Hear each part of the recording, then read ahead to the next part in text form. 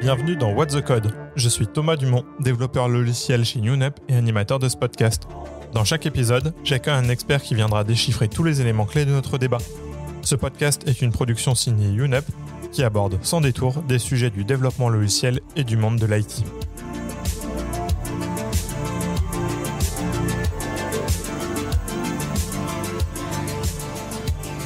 Vous est-il déjà arrivé de voir du code front dupliqué, voire même des composants tout entiers ? Si c'est le cas, alors ce podcast est probablement fait pour vous. Pour ce premier épisode de la saison 2 de What the Code, je reçois Romain Guinan. Romain, salut. Salut Thomas. Enchanté de t'avoir sur ce podcast. Est-ce que tu peux te présenter en 1 minute pour celles et ceux qui ne te connaîtraient pas ? Alors, je m'appelle Romain, je suis développeur front, j'ai une dizaine d'années d'expérience dans le web. J'ai d'abord travaillé pendant 5 ans en PHP et puis finalement, je me suis orienté vers JavaScript, je me suis spécialisé dans Angular. Et plus récemment, j'ai découvert les web composants et ça fait à peu près 2 ans que je travaille au quotidien avec les web composants. Bon, et du coup, grande question de ce podcast, c'est quoi pour toi un web component ? Derrière les web composants, il y a un concept qui est assez simple. On va utiliser les 3 langages fondamentaux du web, le HTML, le CSS et le JavaScript. Et en fait, on va utiliser ces 3 technologies pour créer un composant qui va être réutilisable, testable et on va pouvoir l'intégrer dans n'importe quelle application web, quel que soit le framework ou pas. Ça va permettre, par exemple, de créer un design system. C'est surtout d'ailleurs dans ces conditions qu'on va l'utiliser. Et on va pouvoir intégrer ces composants dans une application React, Angular ou n'importe quel type d'application. Aujourd'hui, on en entend beaucoup parler avec les gros frameworks front, mais qu'est-ce qui a permis l'apparition de ces structures ? Selon moi, pour comprendre l'histoire qu'il y a derrière les web composants, il faut surtout s'intéresser à l'histoire qu'il y a derrière les navigateurs web. Historiquement, on avait un navigateur qui s'appelait Internet Explorer et avec le temps, d'autres acteurs sont arrivés sur le marché qui est devenu ultra concurrentiel.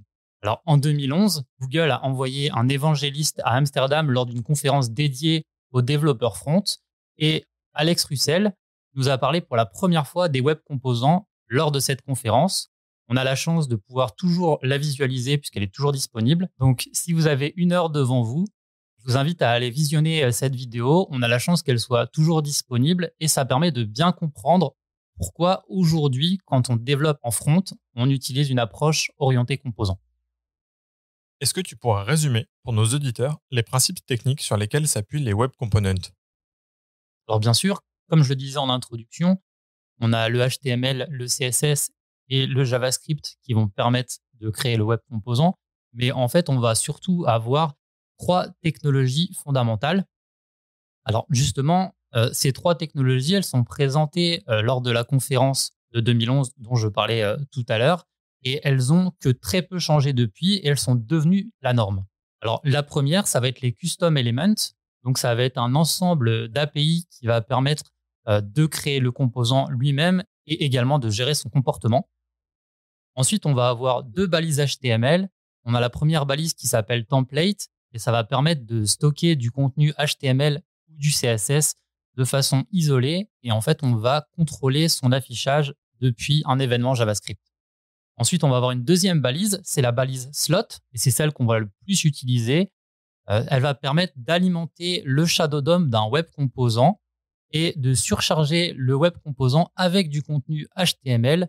C'est un peu une forme de data binding mais plus avancée. Et la troisième technologie, ça va être le shadow DOM ou le DOM fantôme comme certains aiment à l'appeler. Et ça va permettre de créer un DOM séparé du DOM principal qui va permettre d'encapsuler le composant. C'est ce qui va nous permettre d'isoler le DOM du composant et celui de son parent. Alors, c'est valable pour le JavaScript, mais aussi pour le CSS. Et grâce à cette technologie, on va pouvoir éviter les collisions entre le web composant et son parent. Ça va être aussi le cas pour des méthodes JavaScript qui potentiellement peuvent porter le même nom qu'une méthode parente. Et le Shadow DOM va nous permettre d'éviter toutes ces collisions. Là, tu nous as parlé des 3 fondamentaux, mais moi, j'ai aussi entendu parler de cycle de vie. Est-ce que tu peux nous expliquer rapidement ce que c'est ? Alors, le cycle de vie, c'est les différentes étapes qui vont de la création d'un web composant à sa destruction. Donc, il va y avoir une méthode qui va permettre d'intercepter la mise à jour du web composant, de ses données, par exemple, pour rafraîchir son contenu. On va utiliser les mêmes méthodes pour n'importe quel framework, ceux qui font du React ou ceux qui font du Angular ne seront pas dépaysés. L'avantage des web composants, c'est qu'il y a quand même une certaine normalisation qui arrive avec. Mais du coup, si c'est autant standardisé, pourquoi on n'utilise pas le standard plutôt que des frameworks? Parce que si on s'en tient au standard, en fait, on va avoir une syntaxe qui est très verbeuse et assez peu d'outils à notre disposition pour créer le web composant. Par exemple, certains navigateurs n'implémentent pas forcément les méthodes de la même manière. Alors que si j'utilise un framework, je vais avoir des polyfills qui vont me permettre de me faciliter l'intégration entre les navigateurs.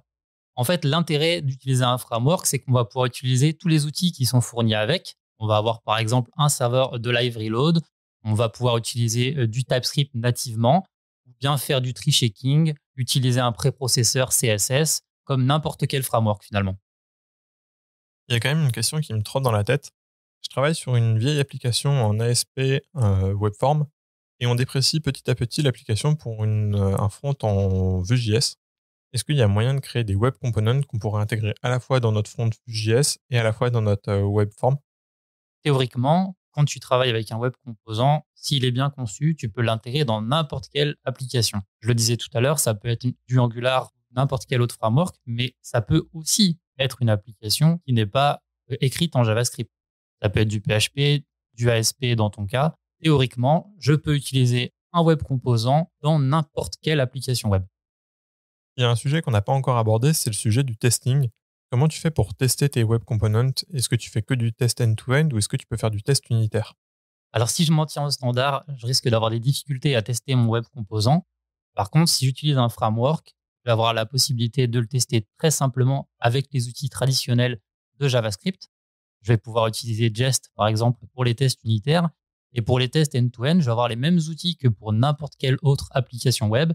Je vais pouvoir utiliser du Cypress, du Puppeteer. N'importe quelle technologie web est compatible avec les web composants. Et ensuite, il y a une autre problématique qui me vient en tête quand j'écoute ta question, c'est celle de la maintenabilité. Si je m'en tiens au standard, je vais avoir un code très verbeux et pas forcément maintenable. Par contre, si j'utilise un framework, je vais pouvoir m'appuyer sur toute la documentation fournie par le framework, mais aussi toutes les bonnes pratiques qui sont partagées par la communauté. Et donc, quand j'arrive sur un sujet où le framework m'est déjà familier, c'est très facile à prendre en main et donc la maintenabilité est assurée. Merci beaucoup pour toutes ces réponses. Pour terminer, est-ce qu'il y a du contenu tech que tu aimerais partager à nos auditeurs? Ça peut être un article, un livre, un langage, un projet, vraiment ce qui tiendrait un peu à cœur. Merci à toi pour l'invitation. C'est sympa aussi de pouvoir parler des web composants dont on n'entend pas forcément toujours parler et qui ne sont pas toujours très connus du grand public. Alors, on parle beaucoup de framework depuis le début de cette interview. Moi, je vais faire la promotion d'un framework en particulier. C'est un framework dédié à la création de web composants qui s'appelle Stencil. Je l'ai découvert il y a 2 ans. C'est produit par une société bien connue qui s'appelle Ionic. Moi, c'est un peu mon coup de cœur en termes de web composants. Je l'utilise au quotidien et je trouve ça vraiment cool.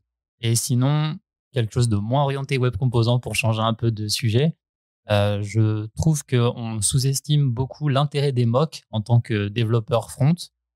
Et donc, si vous êtes développeur front et que vous écoutez cette interview, je vous encourage à taper MOCK dans Google et vous allez voir tout un monde qui s'offre à vous et vous allez un peu vous détacher de cette dépendance avec les développeurs back puisque vous allez pouvoir gérer vous-même le contenu de votre API. Ça va vous simplifier la vie, croyez-moi. Merci aussi à vous d'avoir écouté cet épisode. Si ce podcast vous a plu et pour ne pas rater la sortie des prochains épisodes, n'hésitez pas à vous abonner. Vous pouvez bien entendu nous faire tous vos retours en commentaire de l'épisode, que ce soit sur YouTube ou sur LinkedIn. On vous met tous les liens en note de l'épisode. Vous retrouverez ce podcast sur toutes les plateformes de streaming habituelles, ainsi que sur younup.fr. À la prochaine!